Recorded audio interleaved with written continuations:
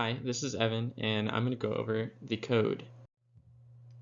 So to solve this problem, we used a recursive method approach, and I'll admit this wasn't the fastest way to do it, like by far, but it does work, so I'll take that as a win. So how our recursive method works is it takes two parameters, int pair, int, the int pair being the starting position, and I'll go over that class more specifically next slide, and then the integer being like an index, which is used to track basically when we get our results which point in our grid goes first, and so on. So the method, the reason I said it's not very fast is it has to go through basically every possible move, and then once it goes through every possible move, then it goes through another pair of possible moves and so on and so forth until it finds a way completely around the board. And that's not necessarily very fast because you're looking at potentially going everywhere many times, which is not good for speed. But at least I have it where if a spot's been visited before, it won't visit it again. So it's slightly cutting down on the runtime by that. And these are the two methods on the side. You can see brute find, which is like kind of the main method for finding this whole tour, and then is valid positions kind of like a helper method to run through brute find and kind of determine if a spot is on the board. So next up, I'm going to go over some other fun additions to make this code possible. First is the int pair class, which is basically just a coordinate system, x and y. There's some helpful methods in there like add, dot equals, toString, stuff like that to make it useful. But in essence, you can see most of it on the right there. The entirety of the code uses kind of object-oriented programming, so you can just call a new tour and give it a board size and starting point, and it will run through that. And then a little nifty thing I did was I made just an array of valid moves to kind of get it's an easy way to get things going in the brute force method. So that's just something fun. All right, so interesting part now is the results of the code. So the results are read through the board variable inside of the tour class, and the value of each of the spots at the board, which is why there was an index in the recursive method, determine what move happens first, basically. And so when I get the results, I go through that board and I sort them based on their index value. And when you're able to go through that sorted list in order, it will give every position that a move should happen in order. So you can see it kind of on the output on the right there.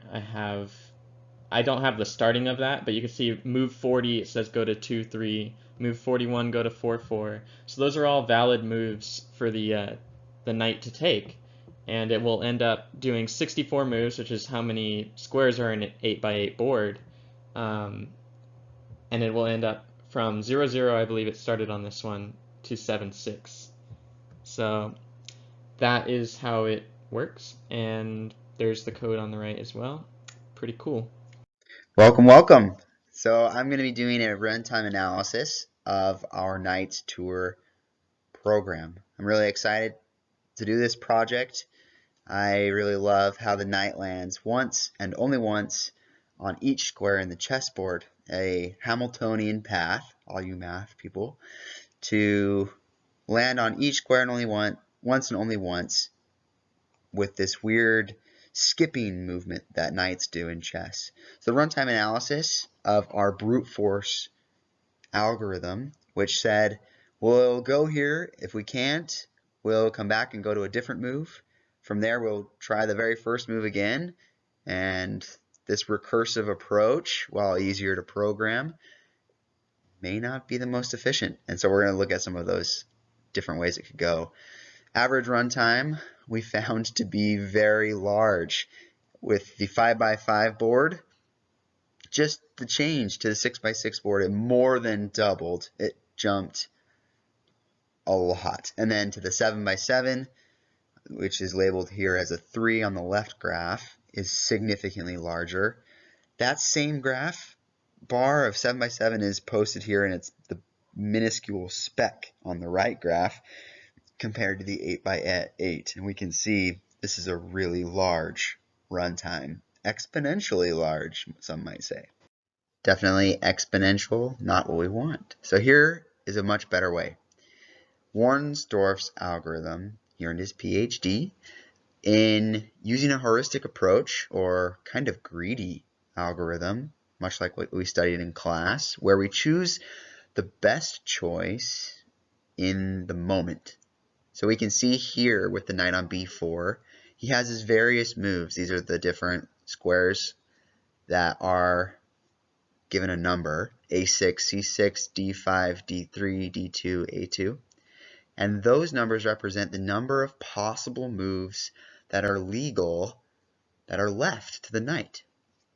So the greedy or heuristic approach says, don't get stuck by going to certain squares. Always choose the squares that are the hardest to get out of first, so that we won't get stuck later. It's really clever. That's why he got his PhD. I love this approach, and we're going to compare it. We'll see how it does to our brute force algorithm. How does it compare with our brute force? Well, our brute force does not hold very well. As you can see, it has a couple of instances where, because we chose just the perfect starting position, kind of ordered very nicely, it's actually faster than Warnsdorf's.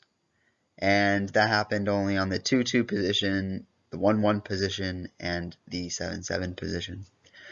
The rest of the time, it is significantly worse. In fact, as we saw in the previous graphs, we saw that brute force runtime analysis is big O of n log n, or sorry, n to the n, where Warnsdorf's is linear, which it's only gone up 8 on this graph, and you can see that it's barely risen in any way.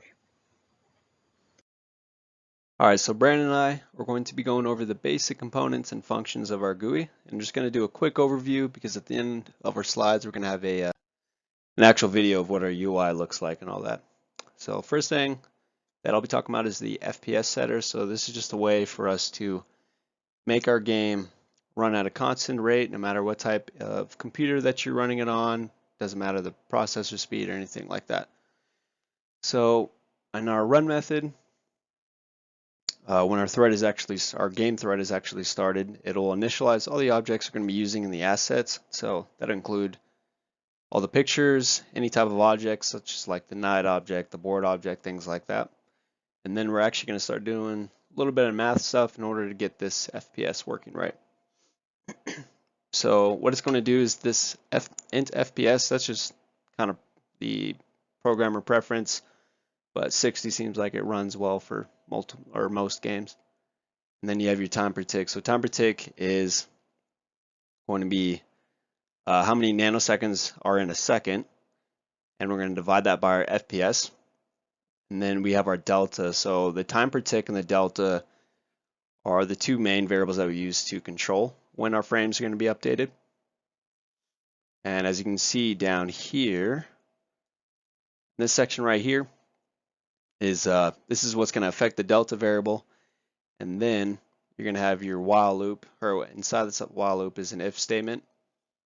And whenever delta equals our time per tick, that's when every object is either updated with its variables or rendered or actually drawn onto our canvas or our GUI frame.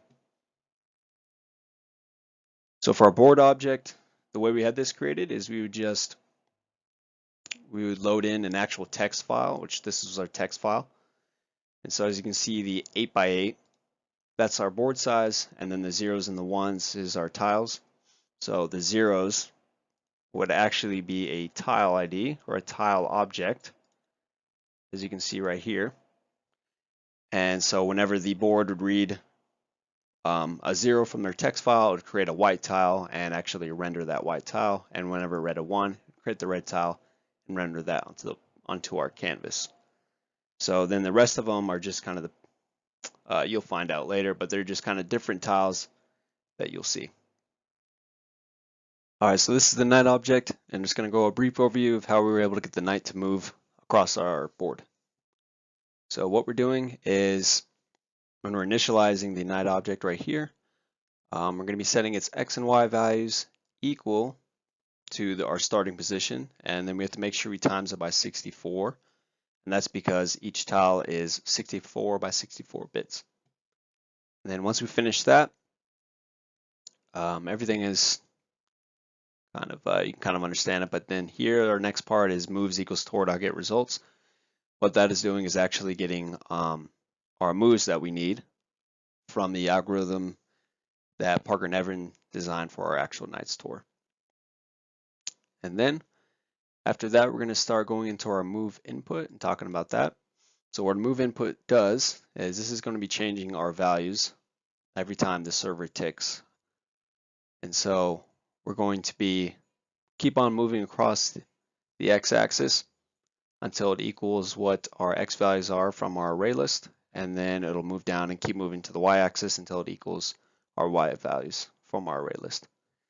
Then this final part right here is just for other functionalities. We want to know when the knight is actually stopped in a certain spot and to make sure it doesn't move at all. And then finally, our move method is what will happen every update, and this will actually affect the variables on where our knight's going to be rendered on our board.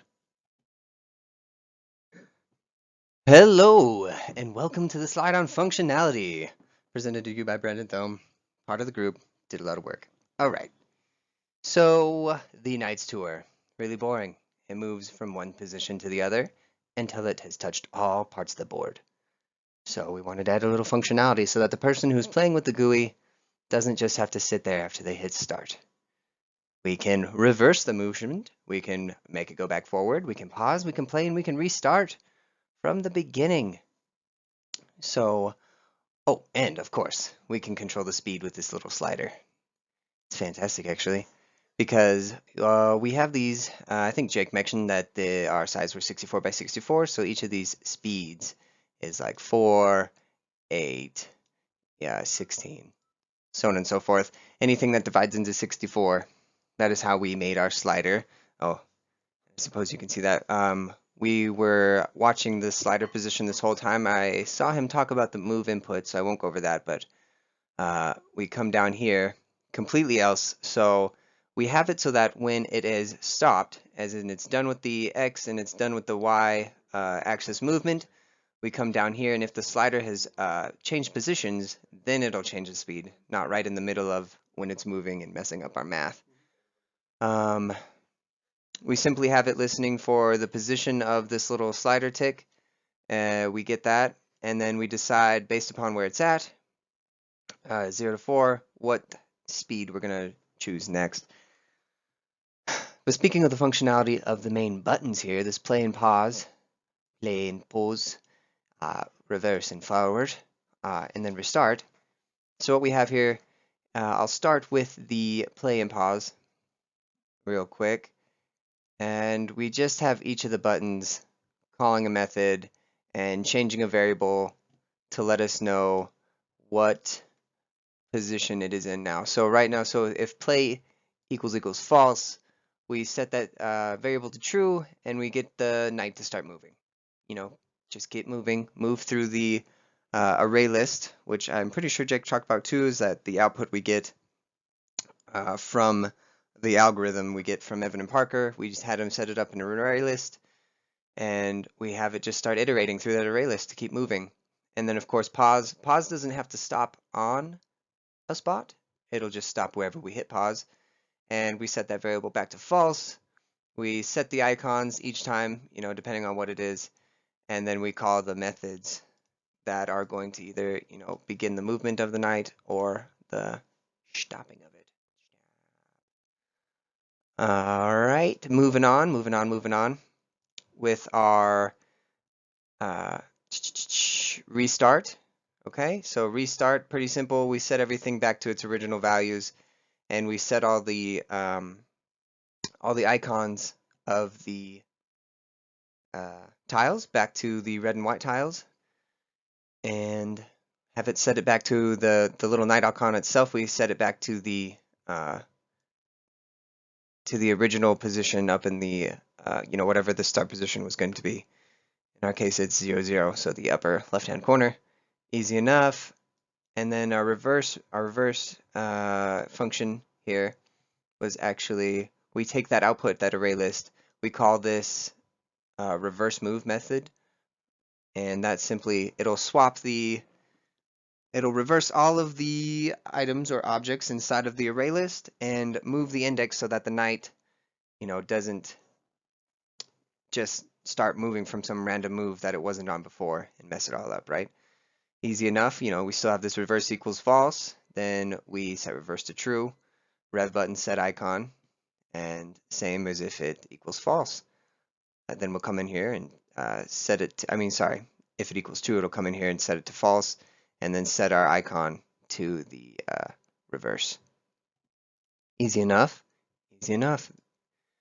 And then I wanted to talk about the fact that we had to, let a player know, not a player, let a watcher know, what happens when a tile has been visited by a knight. And I suppose we'll show that to you in the video here in a second, actually. So we're going to move on to the video. All right. Welcome to the demonstration of our Knights Tour GUI. I just wanted to say that we're actually pretty proud of what we did here. Right off the bat, you can see we have Knights Tour in the upper left-hand corner and Knights Tour right here, just so you know that this is in fact a GUI about Knights Tour. And this is just our starting position here. As you can see, we have our nice little knight up in the upper left-hand corner of the board. And we have these wonderful knights here. I want to just draw your eye to these wonderful knights here on either side of the board, because that actually took a bit of effort. You see how you can see this little hole in the neck here and underneath his arm? Yeah, I tell you what, pixel by pixel is how that went down. Right, showing the functionality of our GUI. Sorry, we're back. So first off, we needed a way, we already talked about this, how we needed to let everyone know, like, okay, we visited a spot, and we needed to change each tile to just let us know as the viewer that that spot has been visited. And we have a little something special, I think. I just slowed it down here so that we can see right off the bat when I hit play here how it goes. And oh, who's that? Oh man, that's us. That's all of us. Wait, hold on. There it is. There's Jake. There's the last one. And it'll just change it to each one of our faces randomly as it decides. As you can see, you can speed it up. Boom. And it only speeds up when it hits to the tile. Faster. Faster.